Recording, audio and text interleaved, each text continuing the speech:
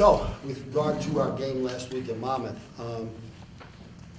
I tell you, there was one of the things that I want to be able to say is they had, I think it was the biggest crowd they've ever had. It was homecoming for them, coming off a great win against Liberty. But Coastal had a tremendous turnout out there. We had quite a few people that were Coastal supporters, that made the trip to the game. So I was very, very pleased with that. And that's near where I grew up. So I also had a slew of family and friends, so all that was kind of nice. As far as the game goes, offensively, we had a fumble, we had a couple sacks, we had some costly penalties, but I thought we were a little bit more effective than normal in terms of our execution within the red zone. And I thought we did a very good job of keeping our poise and executing and managing the clock, both at the end of the half as well as the end of the game. From a defensive perspective, it was pretty clear that we did not do a good job stopping their running back, but we did come up with 3 big fourth down stops. One of those at the end of the game. We had a turnover inside the red zone, and again, when we needed to come up with a big play, we were able to come up with a big play. Special teams, I think, continue to do well, but again, show poise and clutch both at the end of the half and the end of the game. But that kind of puts Monmouth to bed. Any questions on Monmouth? All right, with regards to Charleston Southern, I have not studied the teams we have not played yet, so this is not a comment on them. But of the 8 games we will have played so far this year, there is no question that they are the best team on the schedule. They're doing a great job with their program. They're making a lot of noise. The kids play well. They play well together. They know how to execute their offense. They know how to execute their defense. From an offensive perspective, they're the 10th rushing, number 10 rushing team in the country offensively. They're number 6 in the country in terms of time of possession. That plays very, very well against us in the sense of keeping the ball out of the offense's hand. From a defensive perspective, here's where they stack up nationally. Number 10 against the run, number 5 scoring, number 3 passing, number 1 total defense. They are an outstanding defensive team. They will blitz you anytime they can. They will not hesitate to do that. They're sound when they do. They'll come from different spots. They'll do a decent job of disguising it. They will mix up their fronts. They will mix up their man and zone. And they have tough kids that do a good job of getting to the ball. There's a reason why they're one of the better defensive teams in the nation. One of the best defensive teams in the nation. And they've always done a good job. I think they're sound in special teams. They force you to prepare for a lot. Their running back, who averages 7 yards a carry, he's also their punt returner and the kickoff return guy. So without question for us, this is a very real challenge for us. We need to play together like a real football team. We need to come together as a team. We need to support each other as a team. We need to recognize that this is about the competition. This is about going out, and for 60 minutes we're going to have a dogfight, and our job is to give it our very, very best each play. Some of the things that we've been doing where we've been struggling with, we can't continue to do those. We know that. The coaches know that. Our guys know that. We got to get better. We got to continue to be poised and disciplined. But sometimes we play a little bit passive. That can't happen. We got to be aggressive. We got to understand our responsibility. We got to go execute. And we're looking forward to a great football game on a Saturday night.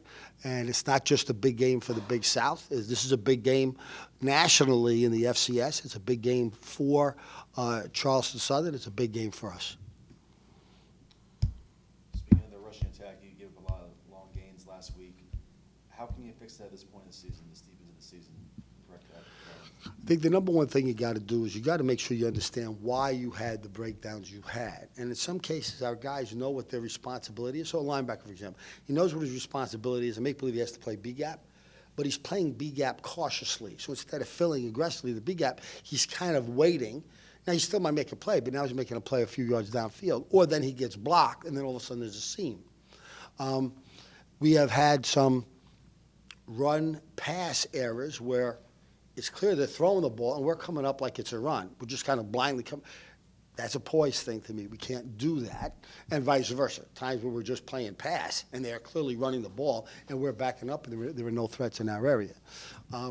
That's what we've got to be able to do on defense. We have to play like we want to play, like we want to get to the ball.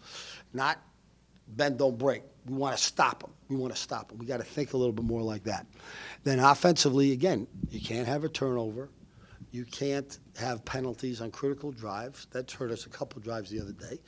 There's been probably a drive or two or three each game this year, with the exception of possible exception of Alabama, where a critical penalty just stopped what would have been probably a touchdown scoring drive. Well, we can't do that. We can't afford to do that. And I'd like to see special teams just continue to play with the intensity that they're playing. And kind of what you hope for on special teams is that we continue to play like that, but we come up with a really big play or two, and we don't give up a big play or two. Those are the things that I think we got to do. Defensively, I just addressed that. Okay?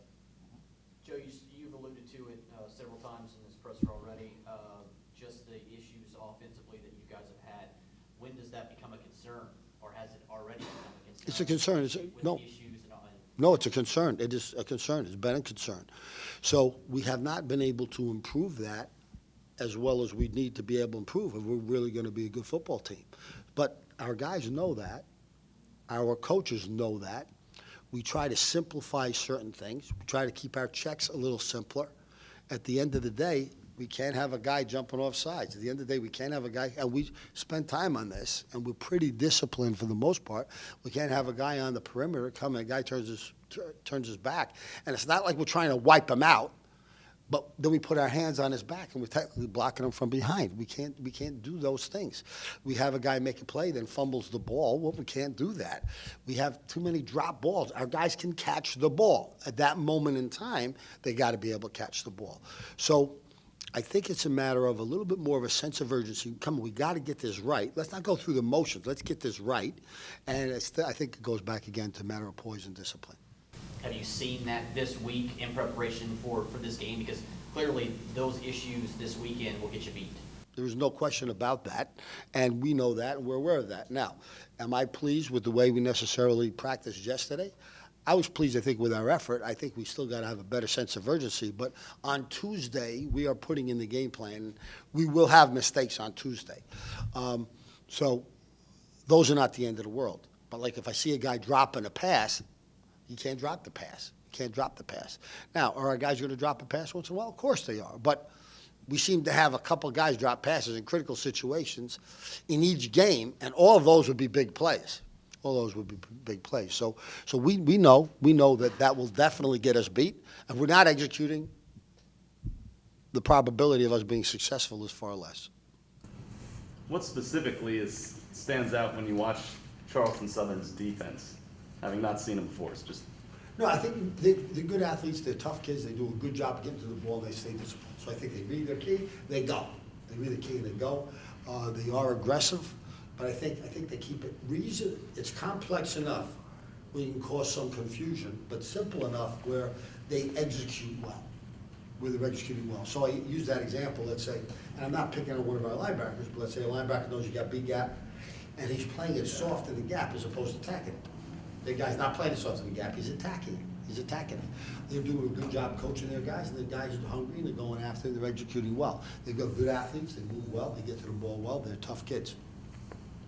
Granted, there's still a lot of football left to be played, but you look at this game, where you guys sit, where Charleston Southern sits. I mean, this is essentially, at this point, the championship game, so to speak, for this conference. Are you getting a sense of the players understanding that, regardless of what's on down the road? Because this is the next game, but both teams are right there. Whoever wins is basically the inside track. Our guys don't understand that. It's like they're living in a cave somewhere in the mountains. Okay, so we all know. I'm not talking about this as a championship game, but we know this is the biggest game we've played so far this season, and we know this is probably the best team on our schedule. But since we haven't looked at anybody else, we don't know that. We do know this is the best team that we've played so far this year in 8 games. We did a great job against them a year ago, but it was still a tough battle. They were the team that upset us the year before, and if I'm not mistaken, we were ranked #1 in the country then. So we know they're good. They have been good. They upset us 2 years ago. We beat them last year. This is a huge game for them at their place, just as it is for us. But we got to go down. We got to be ready to go. We know how important this is. What's the challenge of preparing for their offense, which is different than what you see most of the year? And in 1 week here. You can't, they will have had, I'm sure I'm exaggerating, they will have run their plays 5,000 times. So unless you're playing an option team every week, the amount of reps you're gonna get against option football is gonna be clearly a small percentage of that. So if you go into that week, and that's the first time you're preparing for that type of attack, you're not gonna be prepared. It's not possible. Doesn't mean you may not be able to beat somebody, but you're not gonna be prepared. You're not gonna be prepared. You can't be. You can't be. So what we do last spring, we probably had a good 5 or 6 or 7 practices, or maybe even more than that, where we spent a good 15 to 30 minutes or 40 minutes on option. So we got a lot of reps in the spring. We did it again during August. And every Sunday night, we would spend 15 minutes working on option. On the bye week, we worked on some other things, but at least half, minimum of half, of everything we did was on option. So we will still be at a major disadvantage relative to the amount of times they practice their stuff. But we've probably got 3 or 4 weeks worth of work into this game plan and how to play it than what a typical team would the week of the game. Your receivers are really banged up this week. Do you have any updates on their statuses? Not yet, not yet. So the guys that are still a little banged up and sore, you kind of make sure you kind of rest them so they're ready to go. They got to get some extra film work in. And, we'll see how some of them are today. We'll see how some of them are tomorrow. And on some of the guys, it'll be a little bit more Friday, Saturday type of decision. So no one's definitely out at this point? Give me a name. John Israel, Terrell Blanks? He's not definitely out. No, I think he can go. I'll know better tomorrow. I'll know better tomorrow. Of course, De'Angelo set the NCAA FCS record last week, 21 straight games with a touchdown, also local product somewhat, Charleston. As Calvin had missed 3 games, but came back last week with the big back addition to our defense there. So, questions for the team? Going home.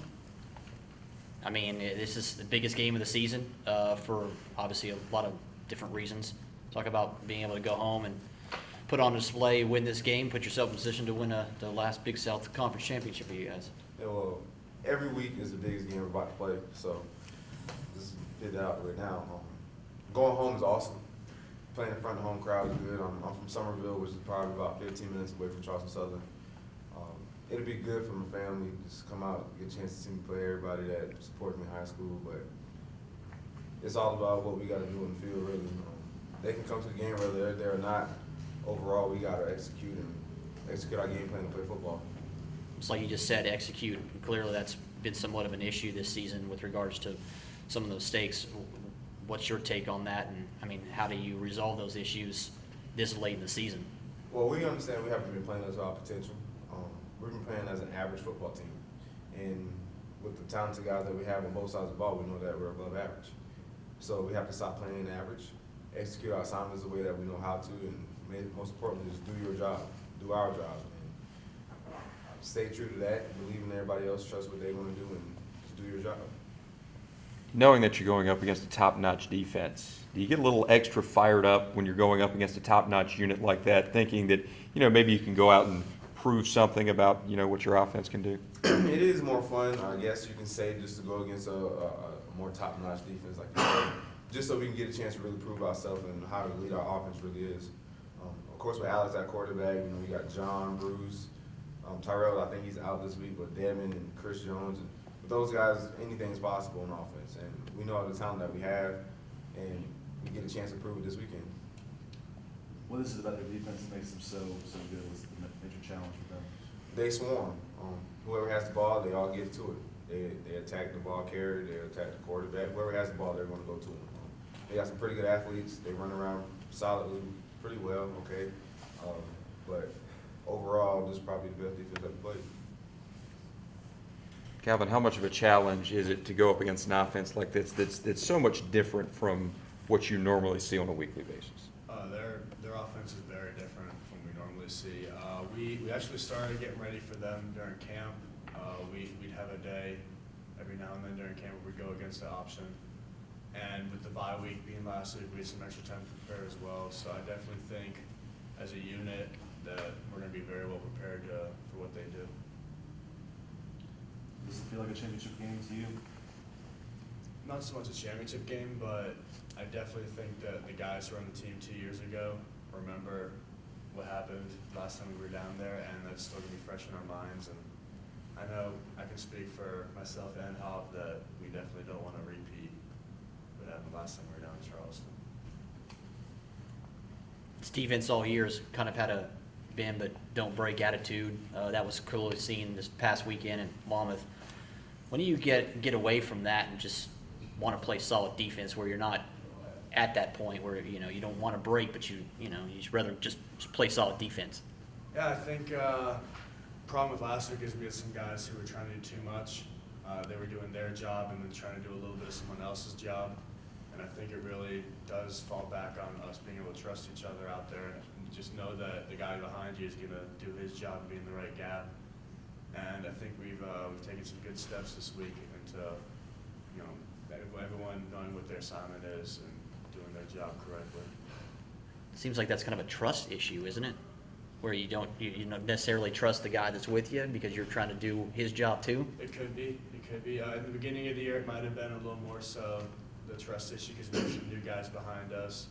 But with every game that we play together, we become more comfortable and we become closer as a unit, and we coherence a little better. So I think we're bound for some good things coming up. I don't think it's a trust issue on either side of the ball. I think it's more so people just trying to make the play to help the team out, do the thing that can help the team out at that moment. So I mean, piggy off what Calvin said, I don't really think it's a trust thing. I think people are just trying to make plays and trying to help the team win. How frustrating is it, Calvin, the struggles that y'all have had against the run, and what do you have to do to shore up that a little bit? It's all about just getting our fits right and hitting the right gaps and knowing your job and what your assignment is on each individual play, and just making sure everyone is on top of their job and everything's meshing well. You mentioned the time you spent in camp, taking a look at the option and a little bit during the bye week. Is that the only, is Charleston Southern the only team that you guys pretty much took a look at that far in advance? I'd say, yeah, most likely, just because their offense is so unique compared to what we normally see. I mean, we spent a little bit of time on all the teams that we really were a little more worried about, and I mean, their offense does provide a unique problem for us. So we thought it'd be a good idea to put some extra time in. Overall, defense is ranked pretty well in points allowed. You've given a lot of yards. How do you balance those two factors and evaluate where you guys are at overall? I think the yards comes from, we'll have some busted plays every now and then. They'll give up some good chunks of yards, and that comes back from knowing your job and doing responsibility. But I think when it's crunch time, our defense does step up, and they'll make the play when it needs to happen. And we'll try and get the ball back in our offense's hands. And when it comes down to it, I think the guys can really step up and we can get done what needs to be done. But is there any concern that you're going into this game and the toughest challenge you're facing defensively, and you're coming off your two lowest scoring games, just kind of the timing of this matchup? Not really worried about past previous games. Only thing we can focus on what we're going to do this week. Coach Pat Node and the whole offensive staff has put together a good game plan for us. He kind of got on us yesterday about what he expects from us, and just the way we've been playing the past few weeks is not acceptable. And I think the guys, what he said yesterday really sunk into us and made us all really think and give us a reality check for what we really need to do. So going into this week here, I know they'll put us in the best position, and it's on us to execute. Coaching staff, they're doing their job, and so it's on the guys to actually execute the job and do it right. How do you convey that to you guys? Was it in a meeting or during practice? During practice, we kind of had a sloppy period, and he expressed to us that we keep doing what we're doing, we're going to lose at some point in time. Personally, I think everybody gets, distracted by the whole #1 ranking stuff, and we just need to focus on playing football every week. Like, the rankings don't mean anything. We just need to focus on playing football. I'm assuming that conversation was pretty animated. Typical Coach Pat, yelling. Everything with Coach Yeah. Pat Node made it. everything you can imagine from Coach Patno, probably from 2 years ago, came out yesterday. So yeah, it was epic.